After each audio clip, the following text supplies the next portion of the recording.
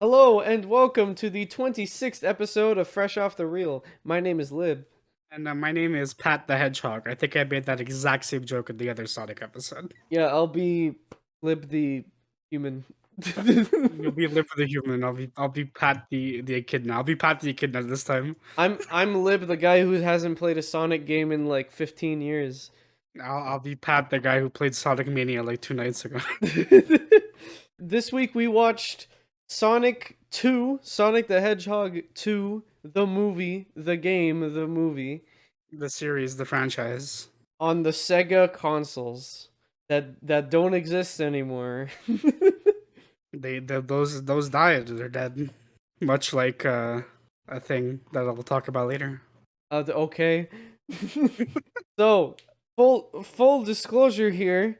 Like I said before, like 2 seconds ago, I haven't played a Sonic game in 15 years, and this movie is about the games, right? There's a lot of references. This is a very fan service game movie that I didn't pick up on any of it.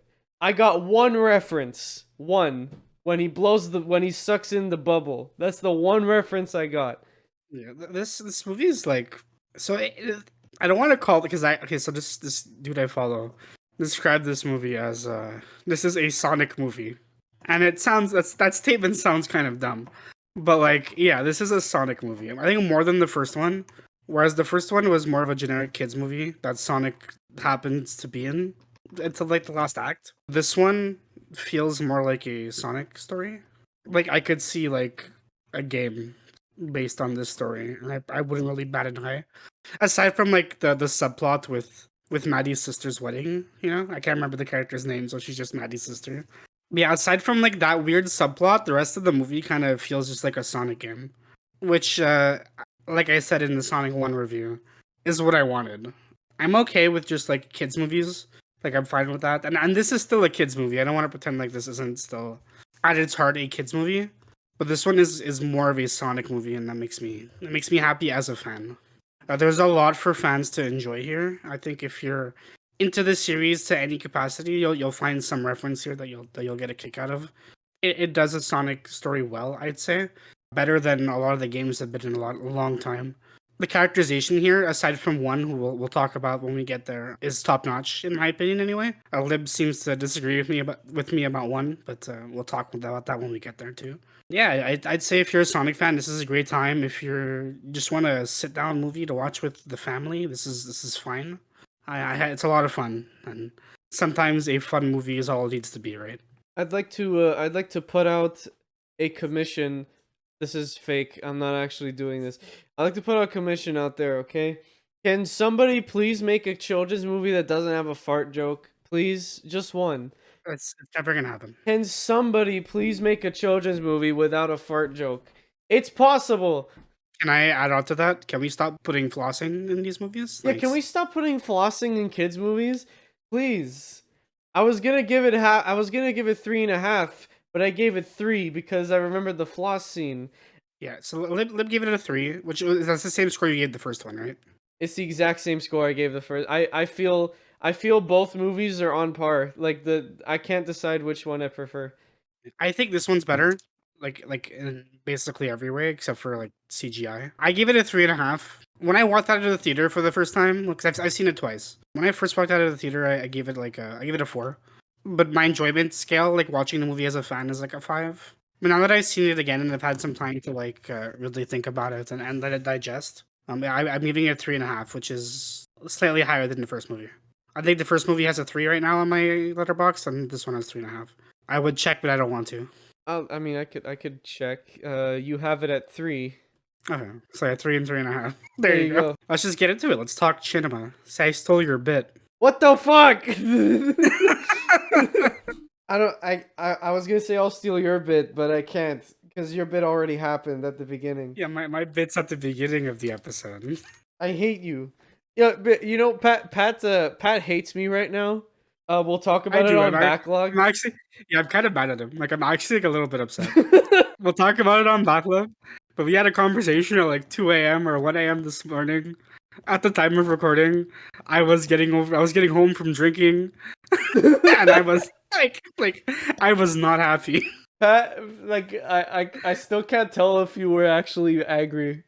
No, I wasn't. I wasn't Okay. actually mad. I wasn't. I wasn't actually mad. There's actually some stuff we talked about that I agree with you on. Oh, okay, We'll there save you it. go. We'll save it for backlog. It will save it for backlog because something was recommended to me 2 weeks ago and I finally watched it last night. But anyways, all right. Sonic the Hedgehog 2. I'll read the plot synopsis since Pat stole my bit. So this movie came out this year, directed by Jeff Fowler, the guy who directed the last Sonic movie and that is only directing Sonic movies. Oh, and the Pink Panther movie. We talked about this in our Sonic episode. Make sure before you watch this episode, actually, to go watch our first Sonic episode because you'll get a lot of context. Oh, another thing, just before you read the synopsis, because I think this is the first movie we're covering like super immediately after release. Like at the time of recording, it released like 2 days ago. Oh, right, yep. So yeah, there will be spoilers. We're gonna be talking a lot about both movies. So if you haven't seen them, go watch them. If you haven't seen a Sonic 1 review, go see that. Yeah, Lib, you could steal my bit now. Yeah, also I forgot to say something at the beginning, but if I sound different, it's because I'm kind of sick right now. So there you go. Yeah, if I sound a bit nasally. So here we go. Sonic the Hedgehog 2, welcome to the next level. This is from Letterboxd.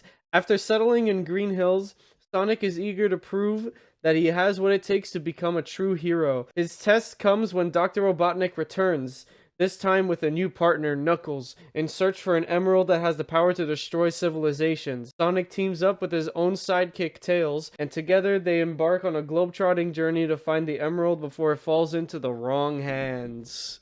It actually said his own sidekick. Why does it say own? What?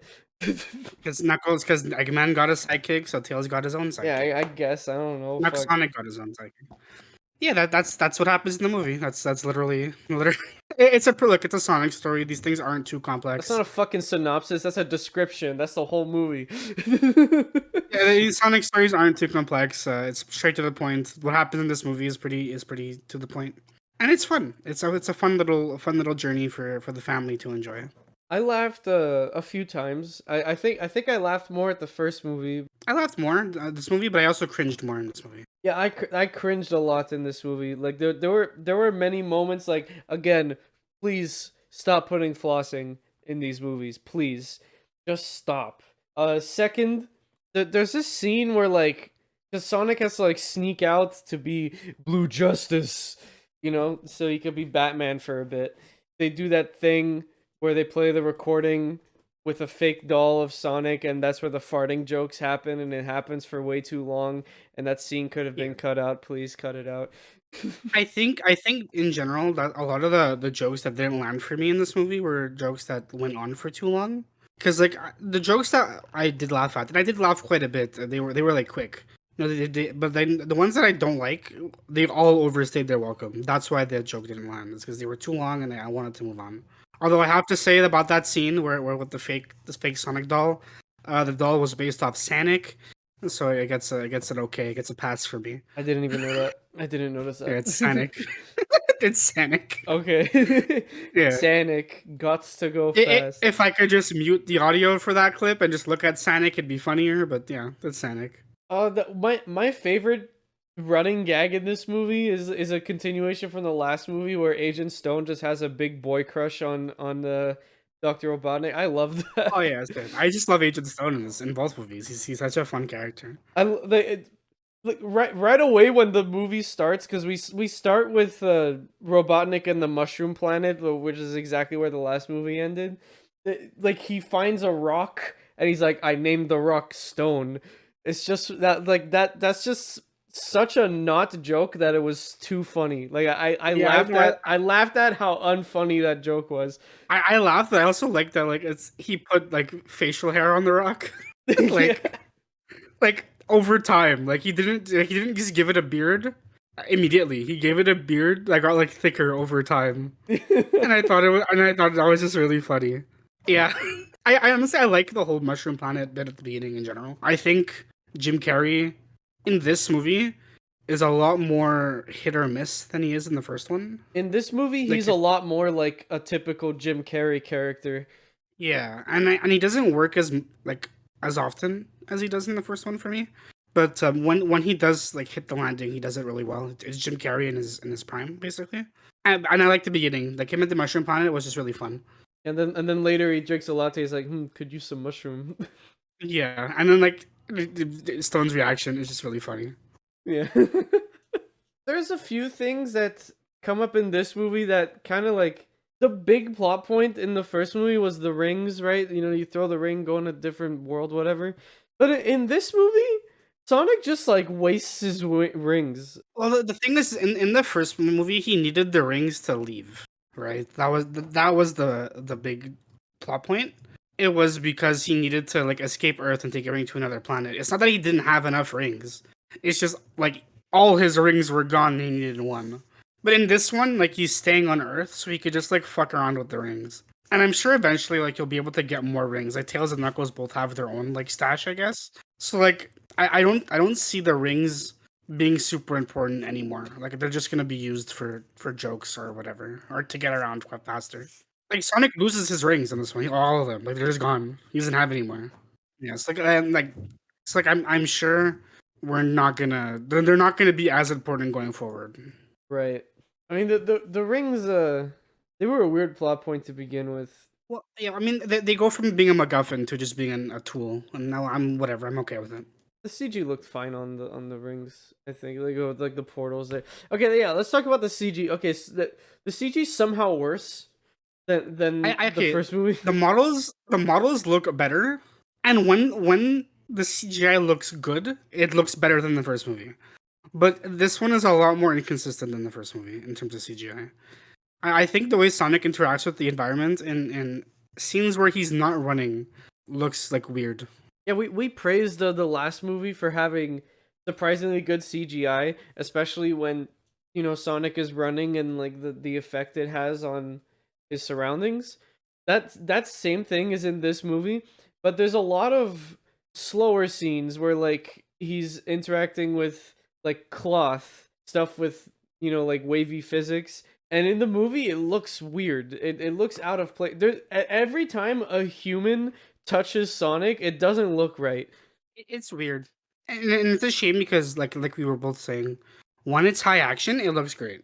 But it's when things start to slow down where things look awkward. Like there's a scene near the end of the movie where Sonic like climbs a tree to taunt Eggman, who's in like his big robot, and it just doesn't look good. Like the tree doesn't look good. Sonic, like the way he's standing on the tree, like looks weird, and I don't know why. Like things happen the way they do in this movie in terms of CGI. Yeah, speaking of the big robot, also like its movement was very stiff, but like yeah, it's a robot. It makes Well, sense. it's also stiff because it's huge, Yeah, it's a right? huge So that's fine. robot. Like I think the Death Egg robot looks great in this movie. Personally, I think it looks really good. What's it called? The Death Egg robot. Death Egg. Okay, it's in the games. It's called the Death Egg robot. It doesn't have a name in the movie, but it's based off the Death Egg robot in the game.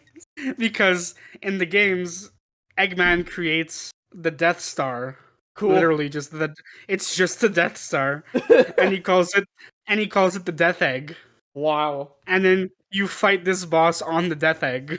So it's the Death Egg robot. Oh, actually, my favorite little reference in this movie comes from a scene where he's in. I guess I'll call it the Death Egg now. A scene when he's in the Death Egg and Agent Stone pulls out the manual and it's the cover for a Sega Genesis game. Oh, it's so good. I loved it. I loved that. I loved that. I was like, I pointed at the screen. I was like, I know what that is. Yeah, like if you're a fan of like just gaming or like Sonic games or retro Genesis stuff, this has a lot of stuff for you. There's the whole thing that Sonic can't swim, and it's like, yeah, okay, because he can't breathe underwater, but he sinks. Like when he's in the water, he sinks down the bottom, like in the games. He sinks just like the games. Like it's fun. And then he sucks up an air bubble. And it's like a cool detail. Like he uses a rock to like get down at first, but then like once he's on the ground, he can't get up anymore. Like it's fun. Like it's little like video game things like that make this movie just fun. Actually, we could talk about that briefly. I think this is the best video game movie. Oh yeah, okay, yeah, for sure. This is the best video game movie I've ever seen. Like I've seen a few, not a lot. Out of the few I've seen, this is the best one. Yeah, I think like this one, like I thought Sonic 1 was the best one. Now I think this one's better, so Sonic 2 gets that crown. Not that it's a very high bar, but yeah. I think it should go without saying that we both think this is the best. In our Sonic episode, we talked about how every video game movie has to like surpass Sonic if they want to be considered a good video game movie, because all of them are terrible, pretty much. What unless we're going with anime, because anime they get it right because they know their source material. We're speaking specifically like live action video game adaptation. Live action video game adaptations. Do you think the people who made the Tomb Raider movie actually played Tomb Raider? No. And that movie No. came out when Lara Croft still had pointy boobs in the games. You know, the triangles. If they're not adapting a story from a game and they're coming up with their own thing, half the time, more like 99% of the time, it's gonna suck. It's gonna come out terrible. And if they are adapting from a story from the game, then it's like a 75% chance that it's gonna be terrible. Yeah, because like, how do you adapt how do you adapt a say 10-15 hour story into a 2 hour movie without like cutting corners? And then do I trust Hollywood to cut the right corners to make the story concise? No. Like most of the time, no, I don't. Well, luckily, Sonic stories aren't that crazy to begin with. So they can totally be adapted into stuff like movies or TV shows, and I think they work just fine. We're supposed to be getting the first trailer for the Mario movie like early 2023. So we'll see. I'm not excited for that like at all. Like we Me obviously we're neither. gonna watch it and we're probably gonna cover it, but like especially after watching this, I'm like I'm not excited for Mario, dude. Like Mario is dead. Like it's not gonna be better than this. And Illumination is doing it. That's gonna be interesting. They're gonna put minions in my Mario movie. They're putting minions in my Mario movie. Well, you know they're gonna have like the Illumination logo at the start, and minions will be in it there. But I'm sure they're gonna find a way to put minions in the actual movie. Mario's gonna punch a question block and the minion's gonna pop out. Or there'll be like a minion Goomba. Yeah. The Goomba's gonna be like banana. Everyone's gonna laugh except me. There's gonna be kids in the theater. Oh, I just realized why this movie was not in VIP. It's a kids movie. They don't do It's that. a kids movie. They don't do that. Oh fuck, we can't watch Mario in VIP. Unfortunate. We'll rent out a theater. Well, we'll make our own. We'll make our own VIP experience for Mario. Whoever wants to join us, come on. Come on Whoever wants to down. join us, come on over. Bring a steak. Bring chicks, bring booze. I'll make my own. I'll make my own VIP experience. The blackjack and hookers. Actually, forget the movie. All right, back to Sanic. So let's talk about the two newcomers here. So let's mention Knuckles first, because I actually have good things to say about Knuckles. Whoa. I have great things to say about Knuckles. As a fan of the series and as the movie watcher, I have good things to say. I have never played a game in which Knuckles was in it, so I have no idea who Knuckles' character is. I don't know what his story is. Is this like how it is in the games? Does he like team up with Eggman? More or less, yes. And in the first game he's introduced in, so like here's the thing with Knuckles is he's always like portrayed as being very naive and easily manipulated. Okay, But over time that turned into just him being an idiot. And I always hated that. I always hated that they just make him rock stupid. so it's like Drax. Yeah, after Sonic Adventure 2, they just make him stupid. But his first game, Eggman tricks him into leading into the Master Emerald. And in every subsequent adventure, Eggman tricks him into doing something because he's dumb. But I think like after each game, he gets like dumber and dumber. And what I like about this portrayal of Knuckles is like he is naive to a degree, and he is manipulated by Eggman. But like he's not stupid. Like you could tell early on in the movie that he's like not 100% trustful of him. Like when after Stone meets up with Knuckles and Eggman, like Eggman and Knuckles go to leave, and Knuckles asks him like, "Oh hey, what about your minion?" And Eggman's just like, "No, we're not gonna bring him. Like we have no room in the car. Haha." And Knuckles like gives him a look, and he's like, what did he say? He's like, I don't know what scene you're talking about, honestly. it's like it's at the cafe, it's at the Mean Bean. Oh. Oh, I just got that reference. Yeah, and Mean Bean Machine. That's a reference, guys. It's a game. The Mean Bean Machine. I just got that reference. Yeah, Knuckles like questions his authority because he doesn't want to include the whole team. And like there's little moments like that throughout the whole movie where like Knuckles like he's going along with it because he has his own goals, right? And he's trusting Eggman, but he's not like he's still like a little bit doubtful of him. Like he's not pure stupid. And I like that. I want the games to bring this portrayal of Knuckles into them because I'm tired of idiot Knuckles. Yeah, if he was an idiot in this movie, I mean that's the kids movie thing. He would just be the punching bag. Yeah, he would be the punching bag, but he's not. Thankfully, he's not. He's the puncher. He do be punching. He do be Unlike punching. Sonic, he doesn't chuckle. He'd rather flex his muscles. All right.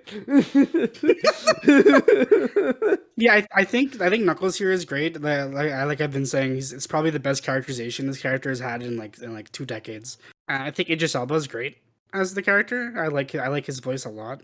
What do you feel about Idris Elba Yeah, in this movie? the voice he uses for Knuckles is great. He sounds very menacing. Is that the word? Yes. He I sounds. wouldn't say menacing, but like intimidating. Yeah, that's okay. That's a better word. My brain not work good today. Yeah, I like the voice he uses.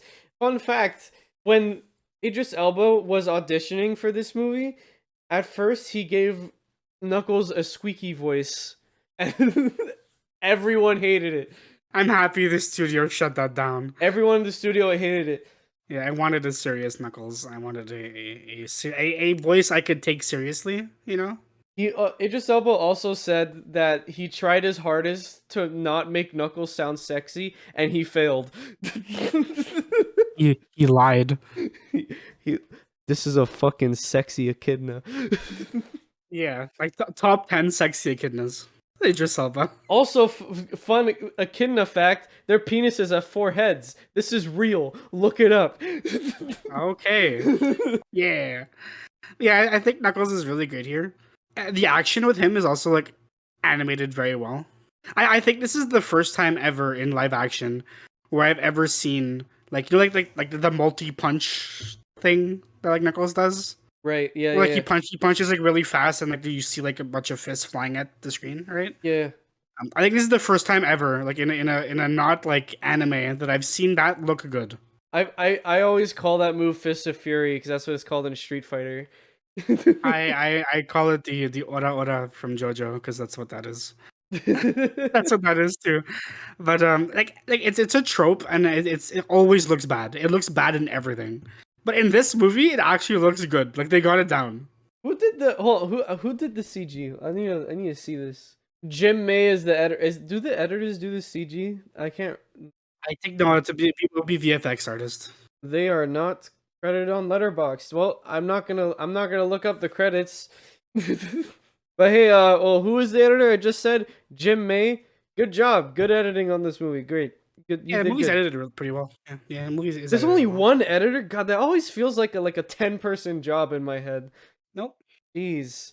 No, because different editors have different styles. So if you have 10 people doing it together, it's not going to flow well. Right? Editors need more credits. Academy.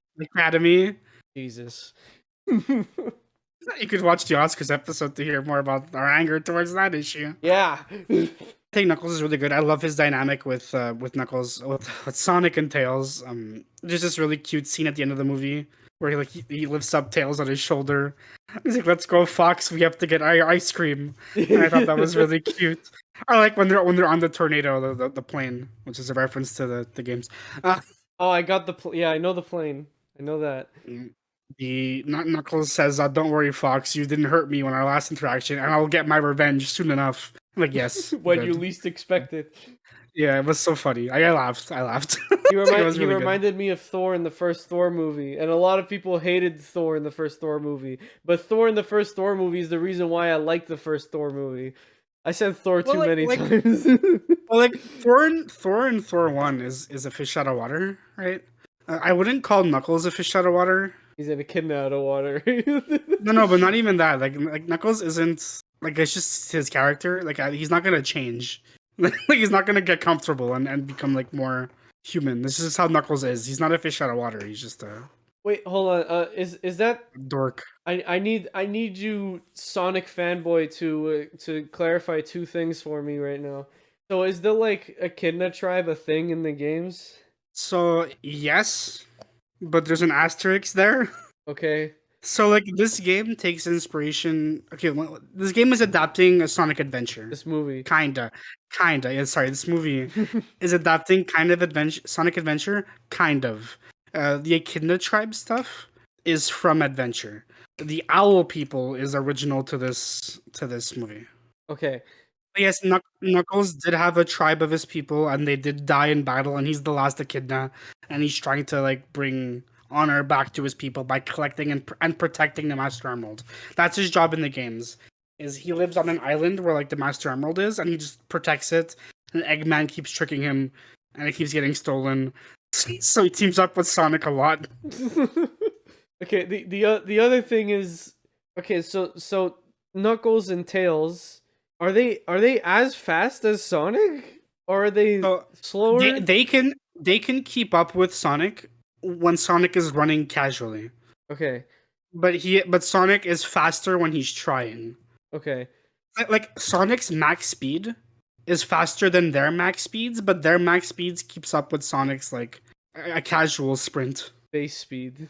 Yeah, his base speed. His speed stat is 30. That's a D&D Yeah, reference for you guys. sure, sure, yeah, yeah. So they have to be able to keep up with him. Like, but he is faster. All right, gotcha.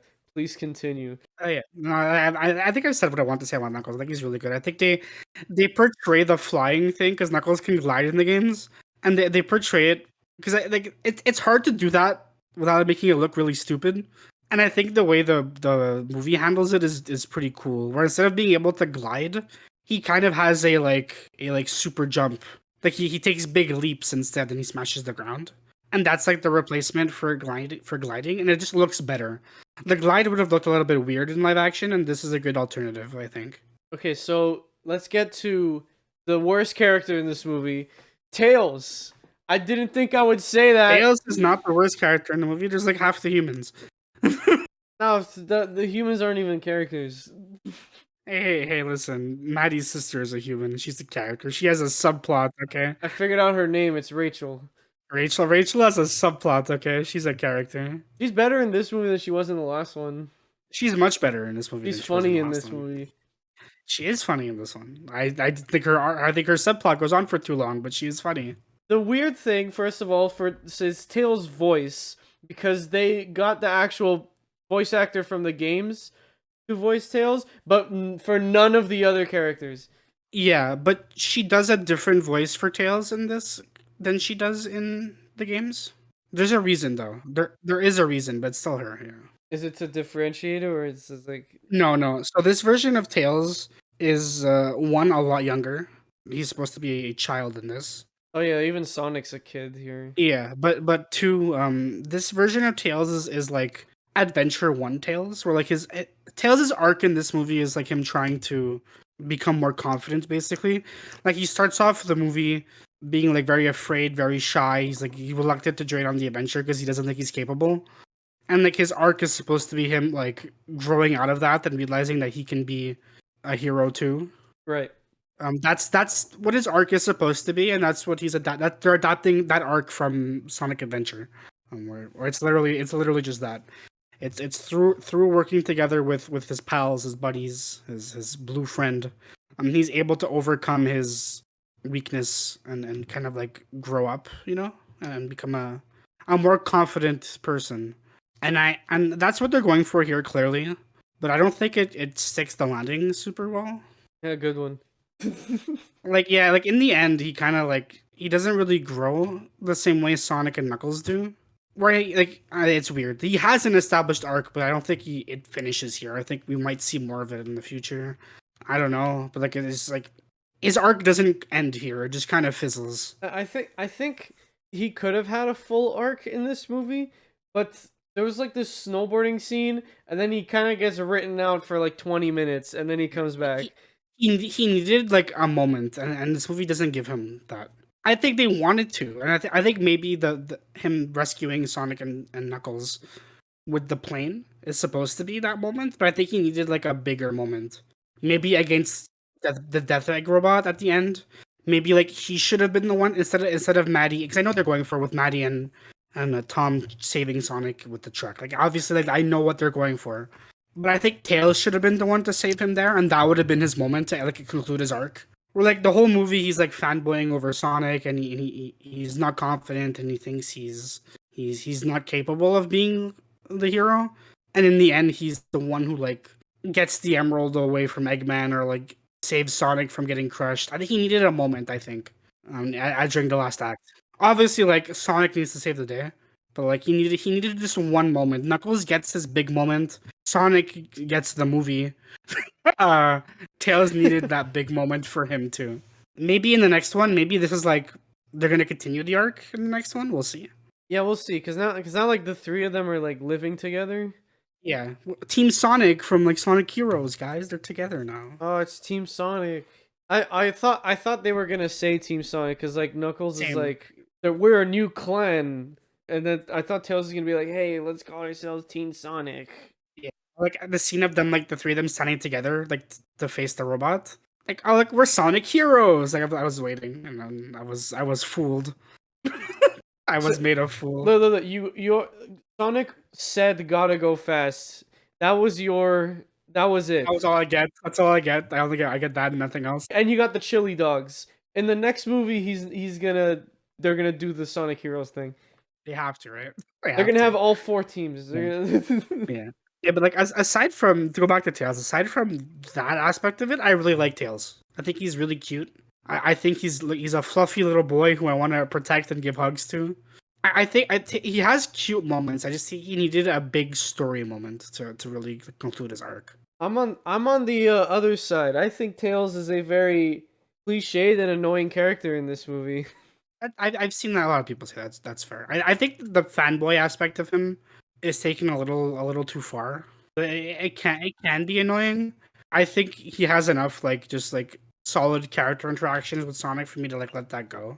Like one of the biggest cringe moments for me in this movie was when Sonic and Tails slept at that bar, and then like Sonic I love that yeah, no. A lot of people think that scene's super cute. I did not, because like Sonic puts the blanket on him, and it's the whatever. But then tails go on Sonic, and that's the part that made me cringe. I was like, oh come on, man. Oh, I love that part. It's really cute. Like they're friends.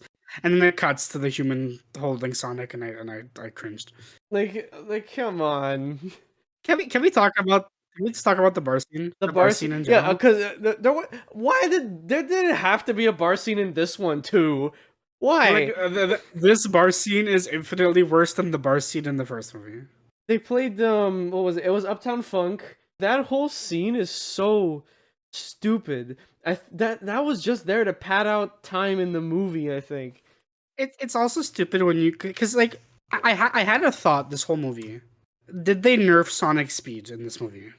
During the whole bar scene, I'm like, why isn't he just doing the Quicksilver thing to get the map and leave? Yeah. Now, obviously, like the movie answers, because if he does that, then we don't have a movie. Because he does just that literally solves all his problems.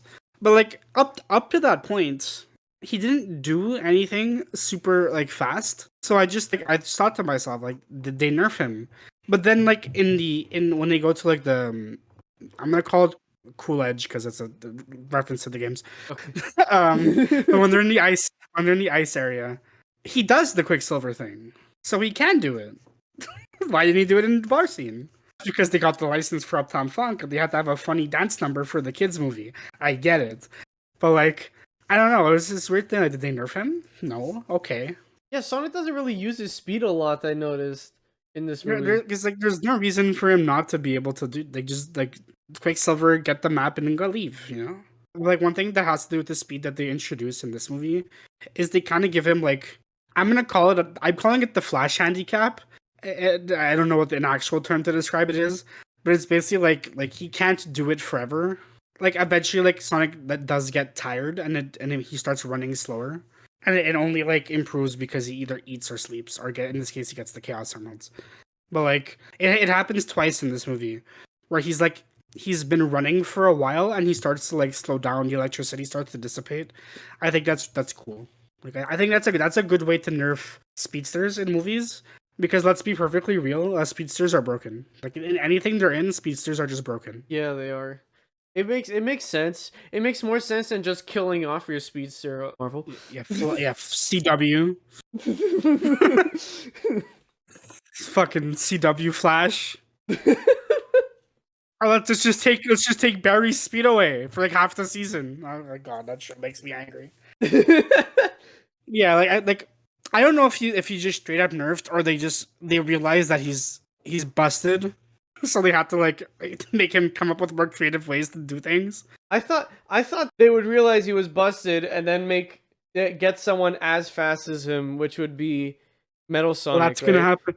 That's gonna happen in the next one. Ooh, we're gonna talk about that later. Wait, is he as fast as Sonic? Oh, what the fuck, man? His whole shtick is. You want to just talk about that now briefly before we go back to? Yeah, okay. So at in the after credit scene, Shadow the Hedgehog was revealed. He's gonna be in the next movie. Yeah, Shadow is. So Shadow has chaos powers where he can use like the power of the Chaos Emeralds to do things. Without the Chaos Emeralds? He needs a Chaos Emerald, but he just needs one Okay. to do things that other people need like all seven to do. Aside from turning super, he can't do that. Like he can't do that. But like he has like chaos powers, and when he's using, so there's an ability called Chaos Control, which is just like a teleportation. So in the games, Shadow is as fast as Sonic running, but with Chaos Control, he's faster because teleportation is also broken. All right, you need to explain like Shadow to me because I have Yeah, no idea. we'll explain. I'll explain Shadow later. Let's go back to the Tails and Sonic because we didn't talk about Ben Schwartz at all Well, yet. we're done talking about Tails. Yeah, okay, wait, no, we're not done talking about Tails because I think Tails is cute and I want to give him a hug. Okay, now we're done talking about Tails. What'd you think about Ben Schwartz in this movie? Ben Schwartz returns as Sonic.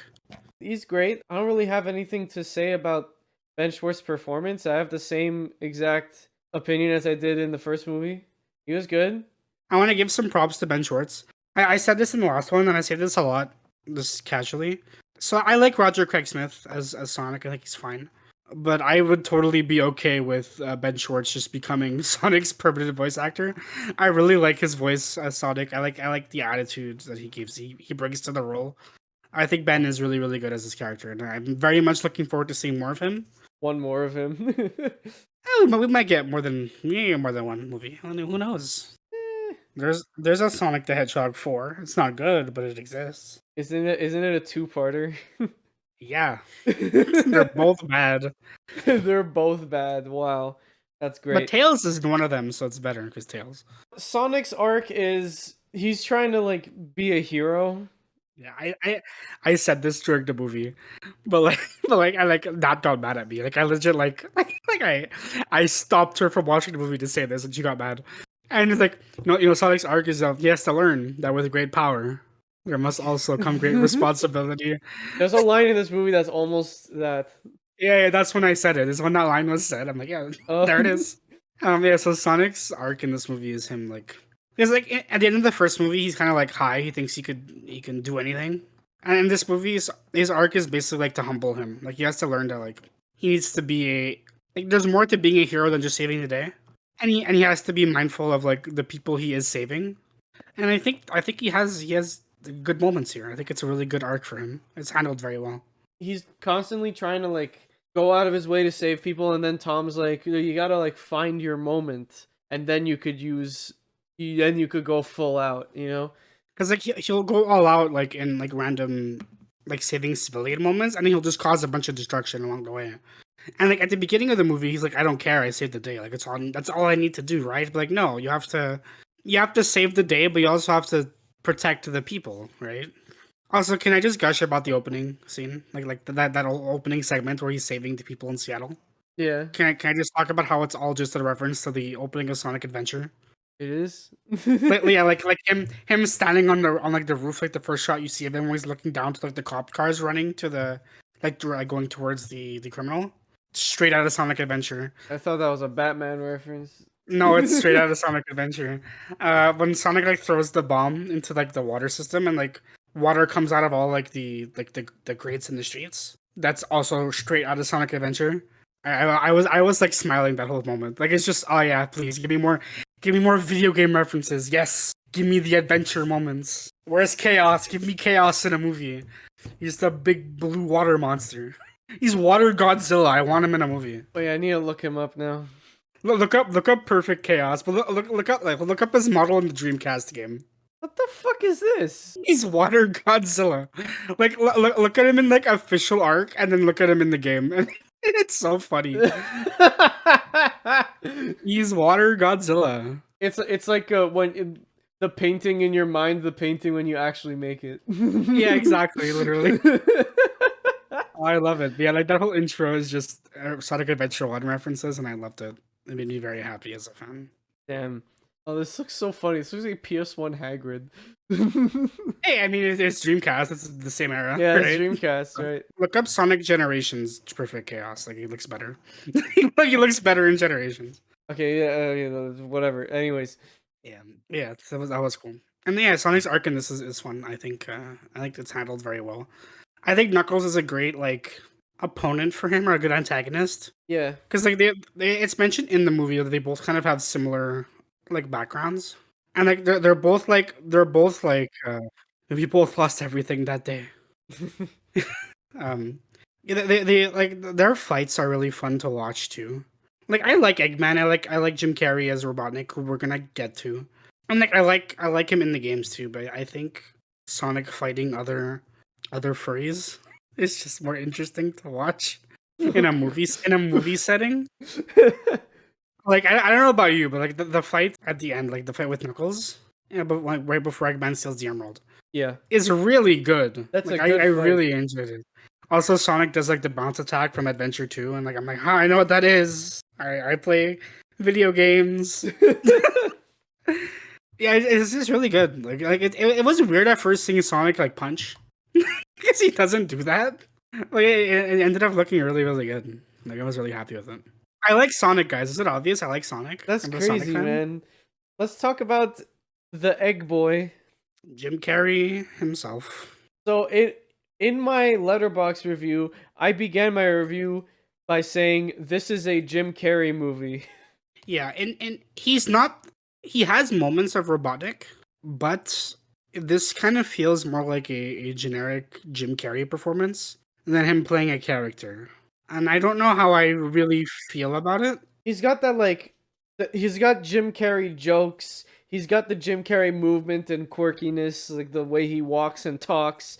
He just sounds like Jim Carrey. And I guess you could connect that to because he was at the Mushroom Planet for so long that he just went insane and now he's just crazy. Yeah, that's what it's supposed to be, right? Like he was already kind of crazy, but like now he said he was there for like 200 something days, like almost a year of complete isolation. He went a little mad, you know.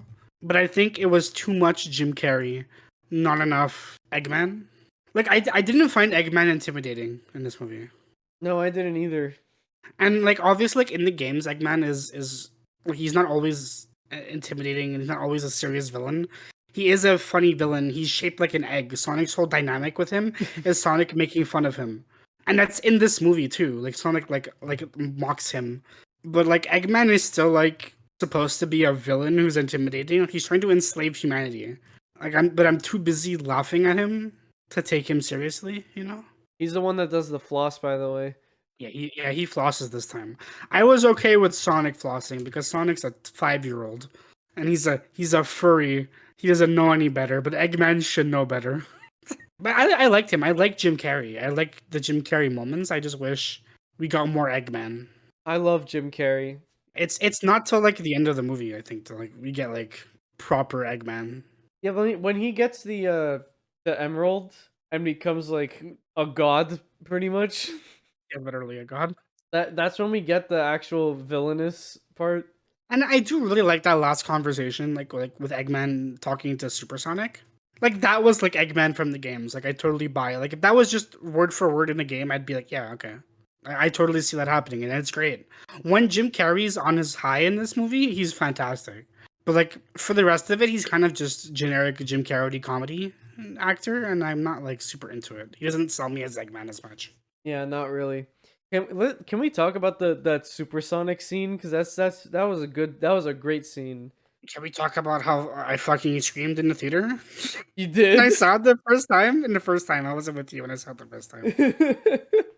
Like, here's the thing, right? Okay, two things. One, I was spoiled that like a week ago. Like, I already knew about it when I saw the movie. Look. What if the emerald is in the movie? He's gonna if the Chaos Emeralds are in the movie, he's gonna go super. That was just that's part of the deal.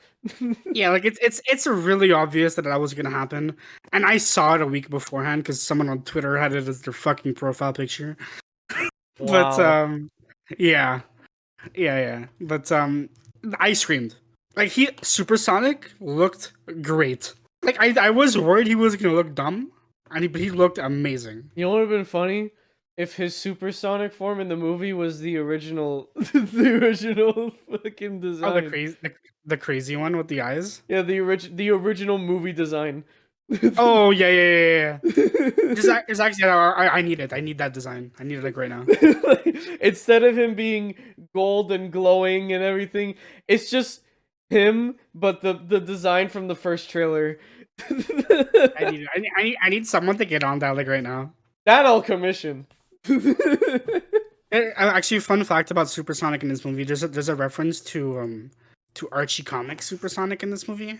Because like in the Archie comics, Supersonic is more like a Jekyll and Hyde situation for Sonic, where like whenever Sonic goes super, he becomes a villain. Like he gets like the powers and everything, but he's like a crazy murderer when he's Supersonic. Is that when Knuckles was like, "That's not the Sonic you knew Yeah. So like before"? I thought yeah, that was like a cool reference to Archie. That was neat. And then he uses his supersonic chaos power to summon a chili dog. Yep, I'm like, oh, there he is. That's the boy. That's not a game thing. That was in the cartoon, right? That was a cartoon and a comics thing. That Yeah. wasn't a game thing. That I knew about. I've actually seen the cartoon. Like 2 episodes. In the games, it's just you're invincible and you're faster. Like that's it. He did the thing from Smash Bros. Yeah, he did like the little like thing from Sonic 06 too. Like where he just like taps the robot with his foot to like knock it over. Oh, and then Jim Carrey's like, "Oh, that I see how it is." But that's dialogue I see Eggman saying in a game. Like that whole conversation where it's like, how about we just hash this out? There was good on my side, there was bad done on my side, bad done on your side. Let's just call it even. Like that's just Eggman dialogue. It was great. It was a really cool scene. Like I liked that scene. It was really cool. It was everyone saw it coming, but it was just so cool to see it, And for all the people who were asking for Goku, there he is. Goku's in the movie, guys. Hey, you did it! Yay! Yeah, I love the whole like climax. Yeah, it was really good. The last act is just great. It's just pure Sonic joy. And the last act was the best part of the movie. Like when the like temple came out of the water, that's when the movie grabbed my attention the most. And from then to the ending, that's when the movie grabbed my attention the most. Yeah, this is great. All right, let's talk about the bad part. Let's talk about the humans. Yeah, you want to talk about Rachel's like subplot? We're gonna Sonic past this one because there's nothing to talk about. It's the humans. Can I just say that the director of Gun, I don't know the actor's name, like the old dude, Olive Garden man, Tom Butler is the worst character in both of these movies, but he's even worse here. He's kind of he's an asshole. He's just an asshole, and I don't find the Olive Garden bit funny. Like I don't understand. Like I do not remember an Olive Garden scene. Where was that? It's like in the first movie, at the end, he gives like Tom and Madison like a gift card to Olive Garden. Oh yeah. So like, and then in this movie, they make like 3 jokes about the Olive Garden, and who thought this was funny? I forgot about because he's like, you did a great service serving your government. Here's $10 for Olive Garden. Yeah, then like they call him Olive Garden dude, and then he says, oh, by the way, Robotnik is back. Also, cancel my appointment at Olive Garden. I'm like, why? Why? Like, did they sponsor the movie? I think Olive Garden sponsored the movie. Like, why is this? Why is it making constant Olive Garden jokes? Like, it's not funny. That's so weird. As an Italian, Olive Garden sucks. I've never tried Olive Garden. I've heard stories about how genuinely horrible Olive Garden tastes. That's a separate conversation. He's in this movie. This movie introduces GUN or gun. Yeah, they're a thing. Is that in the games? Yeah, it's in the games. What are they in the games? Is that just a government? They're exactly what they are in this movie. Okay, cool. They're like a military organization that was designed to protect humanity from the aliens. E.T. ET, extraterrestrial invasions. Except they existed well before Eggman and Sonic were things. Like they were always around. 50 years before the events of the games take place. I wonder if that 50 years thing will be relevant at some point. Oh shit. And I wonder if Gunn was in the military and the government was working on some secret project. I don't know, guys, but it might be the case. How come whenever movies need like a creepy thing, it's always a secret government project? No, but this one is very different. This is a secret government project where they created a furry hedgehog. So it's better. Nice. Yeah, I have a question about that, but we'll get to that later. All right, so Tom, Rachel, and the wife is back. Forgot the wife's name. Maddie. Maddie, who adds nothing to these films. I disagree. I think Maddie's better in this movie than she is in the first one. Okay, fine. She's Sonic's mom. That's her character. She's Sonic's mom, and she has that like Metal Gear Solid break in. Yeah, she has the I was gonna call it the Mission Impossible thing with Rachel. No, but this is a video game movie, so it's Metal Gear Solid. Yeah, it's Metal Gear Solid. Yeah, Rachel's actually hilarious in this movie. Like most of her jokes land. And I like Madison and Tom. I think let's call her Maddie. Maddie. That's what she's actually her name is. That's her actual name is Maddie, isn't it? I don't know if it's Madison. Maddie has. I just assume Maddie's short for Madison. It's Maddie. Well, I mean, they call her Maddie in the movie. I think Maddie, Tom, and Rachel are better in this movie. I just think they take up too much time. Tom being like with the rest of the humans is better than in like when the first movie where Sonic and Tom were the duo. Yeah. It works better here when Tom's just like there with the other humans. There's the new character, the Rachel's fiance. What's his name? Gun dude. Yeah, gun dude. He's a double agent. Randall. His name's Randall. He's in Justice League Dark Apocalypse War. So he's a voice actor. Yeah, he's a voice. Who does he voice? He's in Death of Superman. He's in. Okay, wait. He's in everything. What the fuck? Who does he is voice? I'm trying to find him. What's his name? Shamir Moore. Cyborg. I don't know. Oh, he's Cyborg. Okay. Yeah, he's Cyborg. My God, he's in all of the animated DC movies. Yeah, he's Cyborg is in like all of the DC AU. Sorry, so that checks out. What's the A? Adapted? And animated. Oh my. Okay. Anyway, You probably should have saw that one coming. I hate cinematic universe. I hate the idea of cinematic universes. That universe is dead now, and it sucked, so it's fine. It's fine. I don't. It's fine. Anyways, moving on.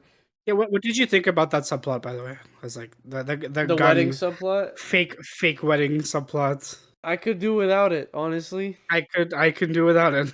I didn't hate it, and it has a lot of like funny moments, but I could totally do without it. I would very much do without it. But isn't it convenient that the fucking temple thingy whatever was near Hawaii? Yep. Now that's movie convenience right there. The whole scene in the temple was super cool. Yeah, I loved it. I thought it was great. The temple, that whole area, like at the end of the movie, is just Labyrinth Zone from the games. It's a combination of Labyrinth Zone and Hidden Fortress from Sonic 3. Let me get the name of the zone. But like that area is legit a level from the games. Even down to like how Knuckles and Sonic get to there in the movie. Like Knuckles comes in from like from the entrance with Eggman and they go through like the maze. Whereas Sonic comes in from like the waterfalls on the side. That's exactly how Sonic gets into that zone in Sonic 3. It's just a cool detail. I'm a sucker for just like movie like game references in these movies. The snowboarding scene it's just Ice Cap from Sonic Adventure. It's straight up like just Ice Cap Zone. And like if you like moments like that in your video game movies, this movie is chock full of them. They're great. Yeah, I'm sorry I'm not talking a lot in this episode because this movie is really made for Sonic fans, and I'm not one of them. I just watched the movie. But I am, so you get to hear me talk. You get to hear Pat. It's not like it's not like when we were talking about the Batman. It's like, oh yeah, like I'm not a Batman fan. Like, or we were talking about No Way Home. I'm not a diehard Spider-Man fan, but I could understand the movie itself. But this movie has so many references, like that, like little details that make the movie better. But because I can't pick it up, I gave the movie a lower rating. And that's fine. Like it is what it is, right? I guess I'm the unbiased opinion, you know? Yeah, it do be unfortunate, but this is a Sonic movie made for Sonic fans. Yeah. Did this movie make me a Sonic fan? Fuck no. I'm not going anywhere near that fandom. No, you should play Sonic Adventure, the best game. Look, I'll play Mania. Is that good enough? Mania is fantastic, yes. I'll play the 2D ones. I'll play the 2D ones. Everybody play the 2D Sonic games, they're great. I'll play I think I have Mania. If you don't, it's like on sale all the time. I think it's on sale right now. It's like $10. Oh, well, we're finally at the ending of the movie. We talk about the robot. We did talk about the robot. We'll talk about it more because it was cool. We can talk about the post credit scene. We can get to the post. We're already an hour in. I'm a Sonic fan. I have a lot to say. Okay. All right, go talk about the robot. Let's talk about the robot. The robot was cool. Anything else, Dad? I like when Super Sonic did like went full speed and like sawed through the head. We talked about that. No, we didn't. He sawed through it at like super speed and it was cool. This movie is just cool. Yeah, the ending is great. Let's move to the post credit scene because Lib has questions and I could maybe answer them.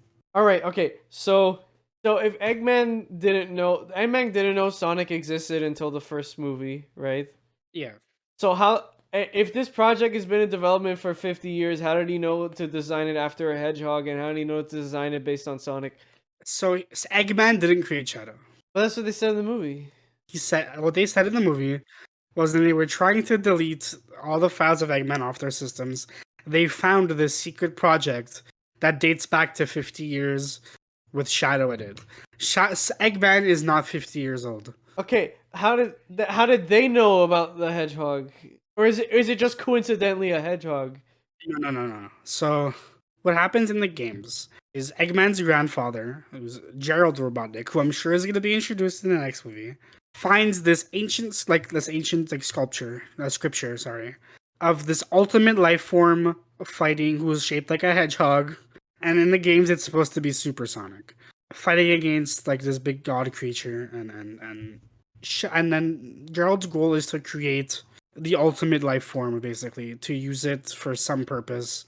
And while he's doing that, he's also trying in creating this ultimate life form, he's gonna use it to like create the cure for like every disease, because with this perfect being who's like immune to literally everything, we can like reverse engineer cures for diseases, and he's doing this to like save his granddaughter.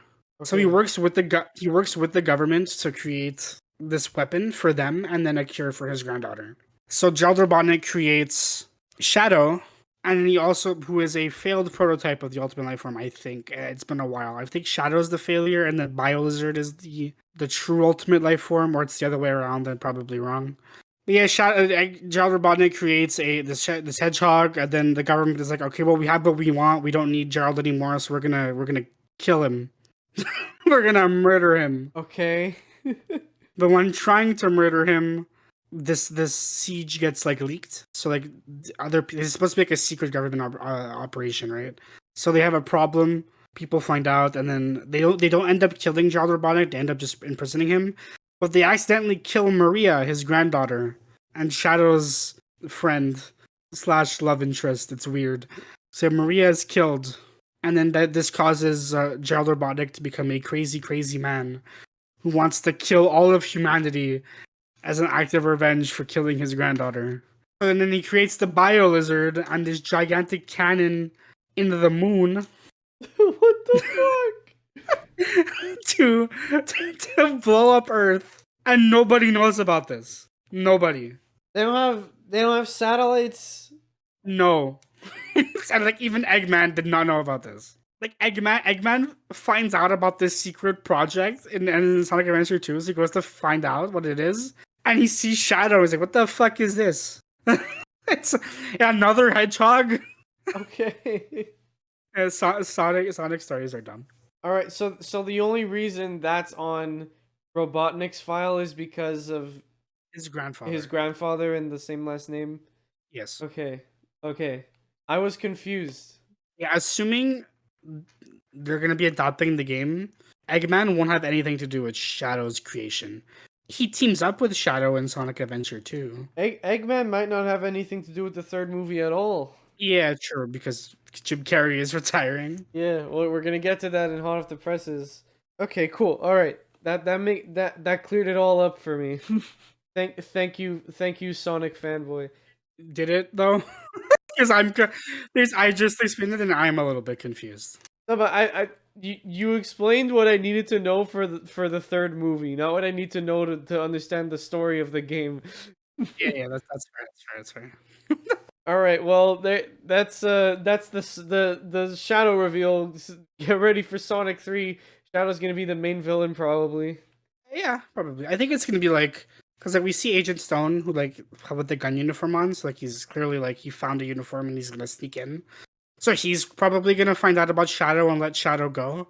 So like assuming Jim Carrey doesn't come back, we'll probably get a Agent Stone as the main villain working with Shadow until eventually the ass laser lizard appears and Sonic and Shadow have to team up. They wouldn't put that in a movie. They have to put that in the movie. They have to. Do they have to? You can't do Shadow without the ass lizard. They could movie bullshit it. I mean, I guess, but like, come on, it's an ass lizard. It's literally the moon, a planet with a laser, with a lizard on the laser. What do you think film critics are gonna say about that shit? And then the laser summons like balls that go around it as a shield. No, nobody's going to fund a movie if that's the plot. I'll fund it. I'm gonna fund it. You're gonna fund. You're gonna invest. I want to see Biohazard, a Final Hazard in a movie. $100 million US. I'll do it. I'll do it for Final Hazard. Oh my god, dude. Also, put Live and Learn in that movie. Okay? Like, Live and Learn, just get Crush 40. Just get Crush 40. Dude, when Sonic was turning super in this movie, in my head, I played the intro to Live and Learn. Like, that is the Super Sonic song, okay? You cannot put Super Sonic in something and not have Live and Learn. I don't know what that song is. Okay, after recording, we're listening to Live and Learn. Okay. And I'm gonna show you the cutscene where Sonic and Shadow turn super, and it looks really suggestive and weird. What? Yeah. Anyway, that's for after the recording. We can record our reaction or your reaction to it because it's funny. No. Let's stop talking about Sonic. Let's let's end it off because we have two other segments. But that was Sonic 2. Yeah, Sonic was good. I liked it. It was good. I fear for the third movie.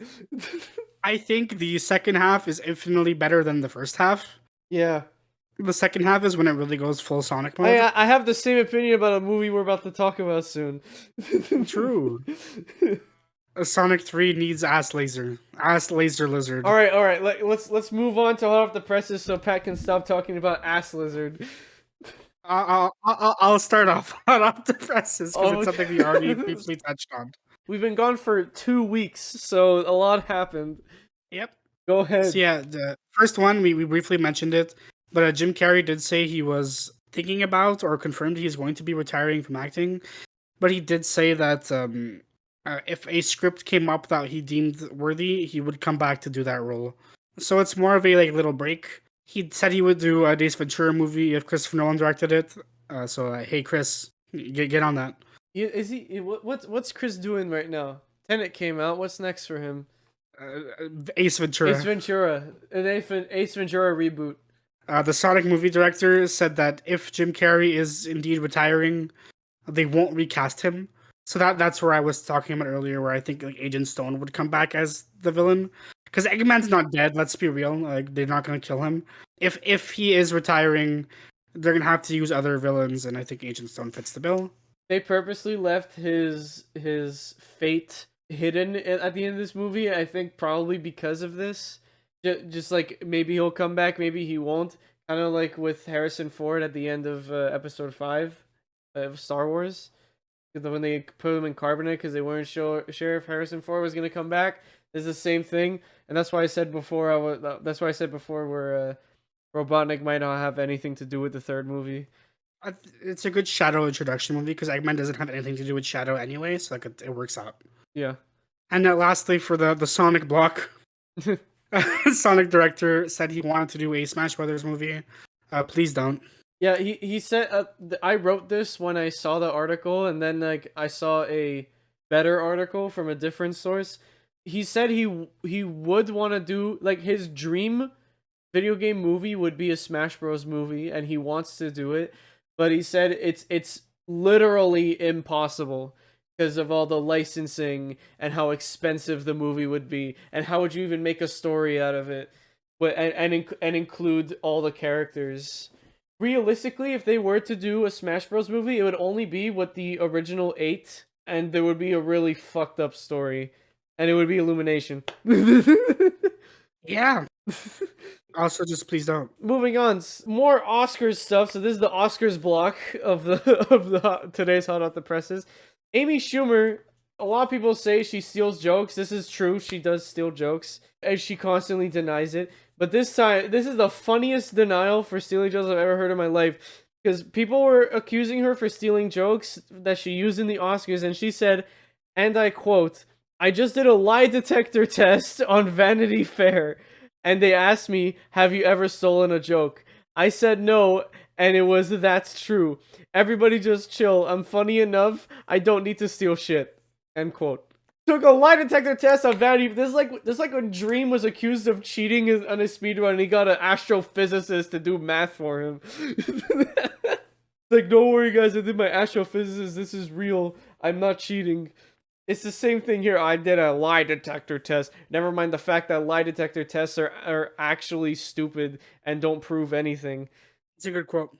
It's a good. This is my favorite Amy Schumer quote. I would get that on a shirt. I did a lie detector test on Vanity Fair. Put that on a shirt, guys.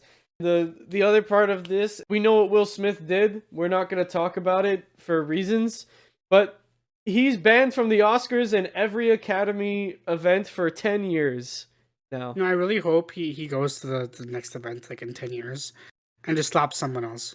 I really, really hope he does. Like unprompted. Just do it. Keep my name out your fucking mouth. All right, it's time for the Marvel block. Moon Knight is out. It's pretty good. We both saw the first 2 episodes. The time of recording, episode 3 is not out yet. It's good. We'll talk about it on the podcast. That's it. It's good. Go watch Moon Knight. It's really good. So we got 2 new trailers for Doctor Strange and the Multiverse of Madness. In one of the trailers, we see Zombie Strange and Wanda's kids from WandaVision. That's cool. That's something. We're gonna watch it and we're gonna cover it on the podcast. We got our tickets. Just gotta wait and watch it. IMAX. Next, Thor: Love and Thunder Best Tour has started. The movie comes out in 3 months, and we don't have a trailer yet. And honestly, at this point, who cares? Natalie Portman. She cares. I don't care about her. Spider-Man Across the Spider-Verse Part 1 was supposed to come out on April 8th. The same day Sonic came out. And it got delayed. So, see you next year. Pain. That was today! Today! I love that meme. What movie's that from? I need to watch that movie. I haven't seen... The only other movie I've seen with Tobey Maguire is The Great Gatsby. You gotta expand your Tobey Maguire repertoire. I do. Next, the director of Chicken Little, I don't know his name. He's directing a Garfield movie. We knew before that a Garfield movie was being made, but we now also know that cool guy Chris Pratt is voicing Garfield. He's so cool. He's so cool. He's voicing everybody. That's all I'm gonna say about Chris Pratt, like forever. Like that's it. He's so cool. If whatever the next movie we cover that Chris Pratt is in, and that's all I'm saying. He's so cool. He's so cool. It's probably gonna. Is the Tomorrow movie or Guardians 3 coming out first? He's in Thor. So. Oh, he's in Thor. Oh, it's gonna be in Thor. So assuming we cover Thor, we probably will. Yeah. We'll see. Greg Gillespie? I don't know how to say your name. I'm sorry. I've never heard of this director. He's directing a movie called The Anti-Social Network. Now, right, you're like, why? Why are we saying this on this new segment? Well, it's because the movie is about that one time where Redditors made the GameStop stock price go up.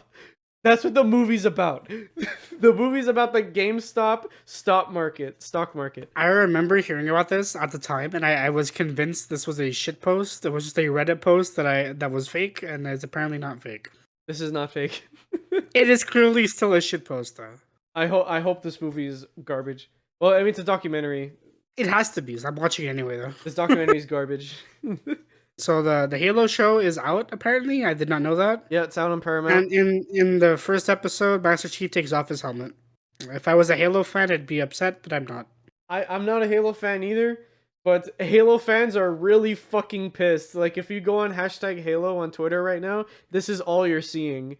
On April 5th, the April 5th, 2022, which will now be known as the greatest day of humanity, Lego Star Wars The Skywalker Saga came out. And that is all I'm playing right now. Not a video game podcast. On a better day, April 10th, 2022, Kingdom Hearts 4 was announced, and it's already consumed my life. Oh yeah, that happened today. I saw that at work. Not a video game podcast, by the way. Not a video game podcast. There is Star Wars' movie. There's a thing in the trailer that people think is an AT-AT from Star Wars. And if you get lightsabers in my Kingdom Hearts game, I'm gonna yeah, Disney can do that. But are they gonna let Square Enix do it? That's the question. They let Square Enix fuck up far worse. So they can let them fuck up Star Wars too. But does Disney trust them after that fuck up? They listen. They trusted them enough to make them fuck up again. So I'm sure they could do it a third time. Well, that concludes Hot Off the Presses. Very busy week. Can't wait to see what's going on next week. Probably nothing. But now we're going to move on to our final segment, Backlogged. This is the part Pat's been dreading. Dreading is a term.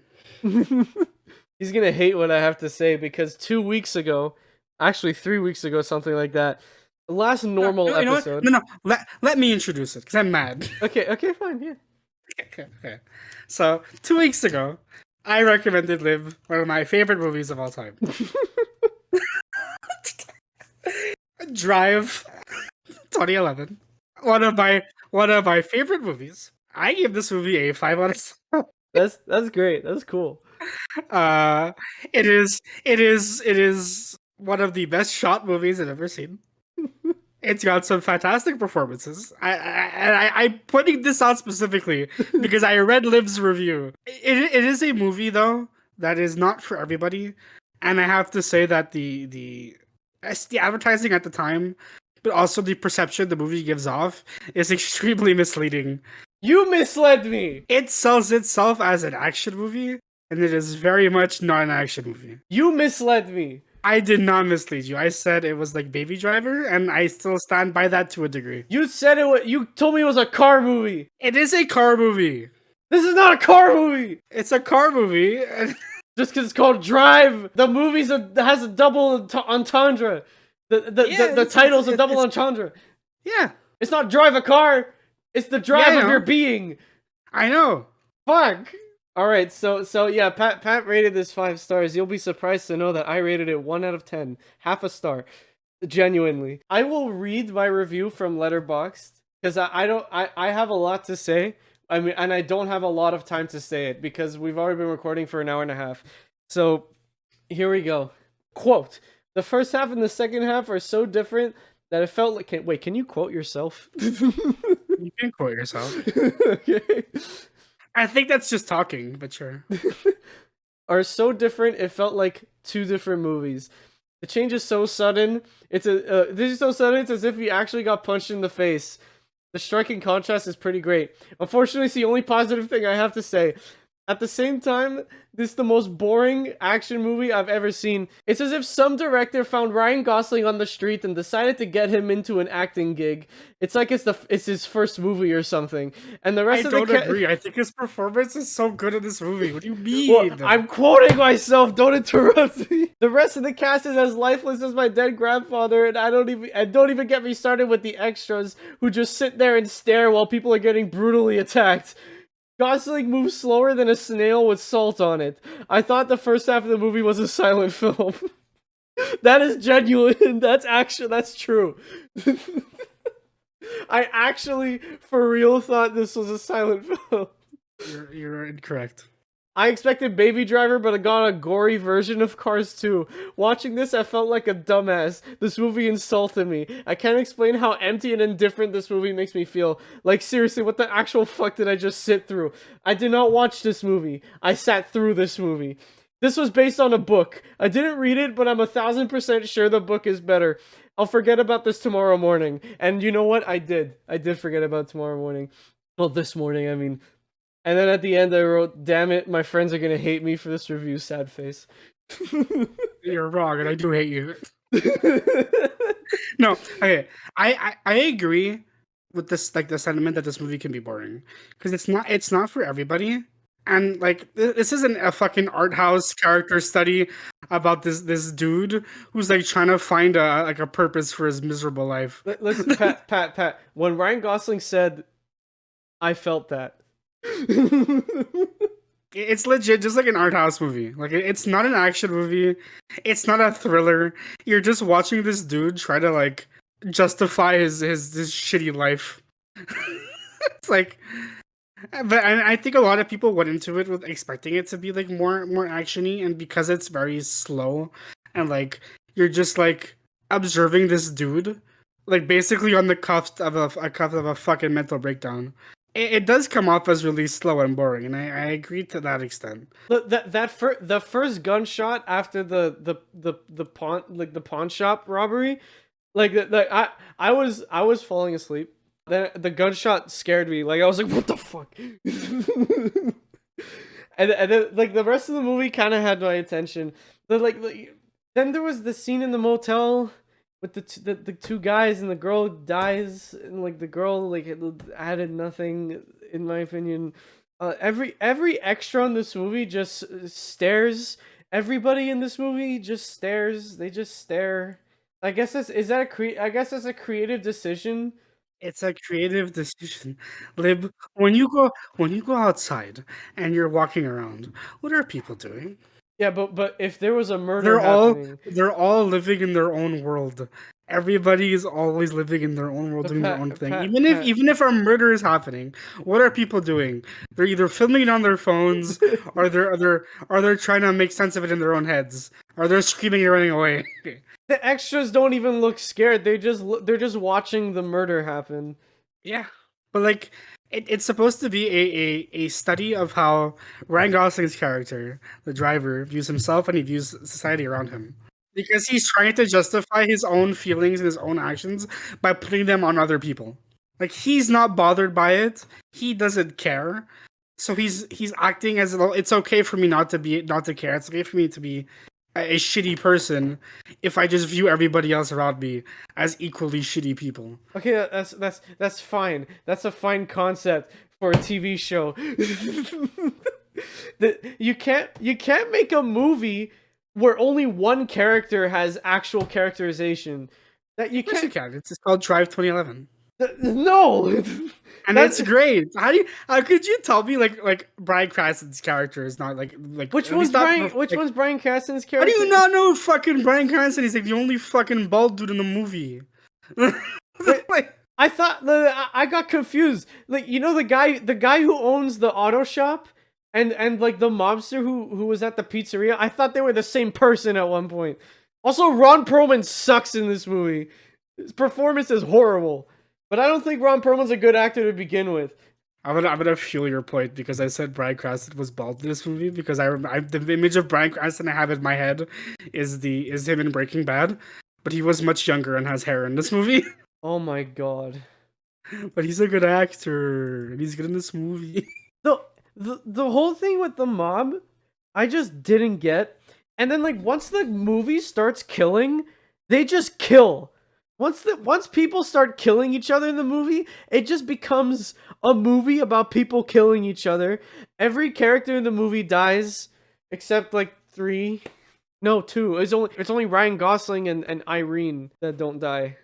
I forgot how young Oscar Isaac looks in this movie. I just looked him up and he's a little baby. Yeah, well, he's wearing a lot of like he has a fake beard and he's bald. Yeah, and it just looks weird going from like you see him in Moon Knight. Oh Looking at yeah, him. yeah. It's been 10 years. I'm surprised to see Oscar Isaac. I wasn't expecting Oscar Isaac. I wasn't expecting this movie to, for me to hate this movie as much as I did. You're wrong. It's okay. Nightcrawler is in this movie. How would you say the soundtrack sucks? Oh my god, this soundtrack is so annoying. Like No, it's not. It's so good. every song in the soundtrack is boring, stupid and annoying, dumb and stupid and gay.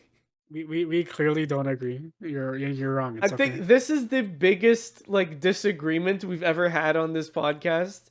Like even with Spirited Away, I was able to turn around and be like, okay, I was wrong. I need to watch it again with a different mindset. But this movie, like the watching Spirited Away prepared me for this. I was like, okay, Pat's gonna judge me hard on my opinion on this movie, so I should like it. But no, You don't have to like it. You don't have to like it. I know, but I don't. I feel like I didn't have to hate it this much. Part of my anger is like it's a bit like I'm not actually upset because I do see where Lib is coming from. This movie is very much like either you love it or you hate it, and it's not 100% because of the expectations either. Like this like your expectations might affect your view, but it's the movie's job to like sell itself outside of people's expectations. It's like I totally get people just not being into what this movie is delivering. I just don't agree. I really enjoy it. I made a joke that I'm going to stop recommending Lib good movies, and I'm just going to recommend him Minions over and over again. When we were talking about it this morning, I called him Minion Boy. I have a little treat for all you listeners right now. I'm gonna read our conversation last night. It's very short. Yeah, can I just say like right off the bat, like I'm not watching Angry Birds 2. No, I'm not recommending you Angry Birds 2. Okay. But I'm going to read exactly what we wrote. This is excerpt from our conversation last night after I watched Drive. I sent him my review, and I wrote, bruh, Drive fucking sucks. Pat, you are incorrect. Me, I want my 100 minutes back. Oh, by the way, this movie's exactly 100 minutes long, like to the second. Pretty cool. Pat, you are wrong. Me, it finally happened, Pat. You gave me a recommendation, and now I'll go on the recording and say how shitty the movie was. Because he kept saying, like, we keep doing that on the podcast where he's like, oh, I'm going to recommend you a movie, and then you're going to come back and tell me how shitty my taste is. It happened, Pat, it happened. It happened. It happened. Pat, it's good. Me, it's stupid. Pat, you're stupid. Me, this is my least favorite type of movie. It literally reminded me of Saw. That's how bad it was. Pat, how? Me, it feels like a student film. By that I mean the student filmed it, not a film for students. Pat, I read your review and I legit think you watched the wrong movie. Me, what the fuck is it then? Pat, it's not supposed to be me. Bro, how many movies are called Drive star Ryan Gosling? Pat, this is going to be Spirited Away again. It was. Me, stop recommending me movies I have to think about. Pat, clearly I gotta start recommending you Minions. This is where it all starts. Me, I swear to God, if you tell me this movie has no plot, I'm killing you. Pat, this has a plot. It's just not an action movie. Me, what is it then? A thriller? It's the only other thing I can call it. Pat, it's a character study. Me, I just want to watch a movie, not an essay. My favorite movie is Rogue One. My brain isn't smart enough for these movies. Oh my god, this is so funny looking this over. This is fucking amazing. Yeah, this is funny. This is funny. Pat, There is a conversation that literally describes what the movie's about. Like, it's not subtle at all. Oh, wait, I don't know what conversation you're talking about there. Which one was it? It's when he's talking to fucking oh fuck, what's her name? The love interest. I can't Irene. remember her name. He's talking to Irene. He's like, us like about good and bad people, and he's like, oh, well, can great people be black or white? Like, it's not the exact dialogue, but that's what the conversation is about. It's like, are people necessarily good or evil? Is there like a middle ground? Oh, yeah, okay, I remember that. Okay. Me must have missed it. Pat, you're getting an Illumination movie next. Me, I'm gonna watch A Silent Voice and talk about how it's the worst movie I've ever seen. And then when he wrote, I'm getting an Illumination movie next, I replied, joke's on you, I've seen them all. Pat, also, how is it half a star with the way it's shot and the music? And then I wrote, except Sing 2. And then I wrote, the music is ass. And then Pat wrote, recommended you Sing 2 hello on when I wrote, the music is ass. Me, that ain't music, dog. That's white noise. Pat, you watched the wrong movie. Me, I may have, because it's happened before. Pat, the soundtrack is a music. Night Call. Me, and then I did the real human being. Because that's a song in the movie. Pat, you're watching Minions next. Me, you forget, Pat. My recommendation is next. Then Pat wrote banana twice. Then I wrote, you're getting Minions. Pat wrote, I've already seen Minions. I wrote, watch it again, bitch. He wrote, no. And I wrote, cinema. I'm going to make you watch Sorry to Bother You. This is an inside joke. Pat wrote, I actually want to watch that though. Pretty sure it's on my watch list. But then we talked about his actual watch list for a bit. So I'm gonna skip that. Then he wrote, you have a week warning. I'm recommending you Minions.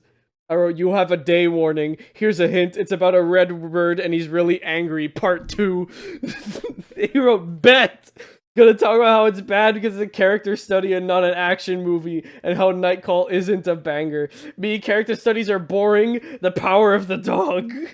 I was gonna name more, but then Pat wrote, go watch Minions. I've seen it. Wrote, watch it again, or oh, fuck no, you know what you're watching. Rise of Skywalker. And then we kind of just name really bad movies. Then at the end I was like, go watch Dear Evan Hansen. And then you said banana emojis. I wrote banana in all caps. Yeah, and then I wrote good night 30-year-old teenager, and then he wrote good night Minion Boy. This conversation was at like fucking 2 a.m. 2 a.m. Pat was drunk. Yeah, I had like just got home from like drinking. I'm about to get up in a couple hours to go to work. It was a mess. This is the funniest interaction Pat and I have ever had ever. Like, yeah, it was good. It was good. Now, what do you recommend, the Minion Boy? I gotta end this thing. Here we go. All right. So, Pat, hello. I need to recommend you something. I'm not watching Angry Birds 2. It's not a bad movie. Okay. It's a banger. So this one's a weird recommendation because I know you've already seen this movie and I know your story with this movie. I want you to watch it again by yourself this time. I think you might know what movie I'm talking about now. Oh, okay. I know that. Yeah. Watch it by yourself this time. This is a gray area because it is technically a movie I've seen, yes, and we're not supposed to recommend movies we've seen. But it's a movie I've never finished myself, so I technically have not seen the whole thing. And I'm recommending you this so that you can watch the sequel. So this is a pseudo recommending 2 movies because I'm recommending you right now the first Blade Runner, the original Blade Runner.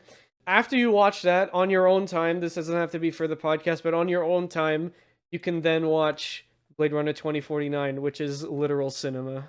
Can we cover Blade Runner 2049? Yeah, you know what? Yeah. This is a prerequisite to our cover on Blade Runner 2049. I really want to watch 2049. Like I'm so excited to watch that movie, and I'll talk about why I haven't seen it when we do backlog next. Because like Lib said, there is a story there. So it is a weird gray area. Like when we recommended each other, when we recommended ourselves Whiplash, because we both hadn't seen it, and we might do more of that because we're actually running out of movies. Like on my end, I'm running out of movies. Yeah, I'm gonna fix up my watch list like soon.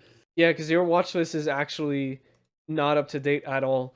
But yeah, go ahead and finally sit down and watch Blade Runner, and then you could watch the absolute fucking cinema that also has Ryan Gosling called Blade Runner 2049.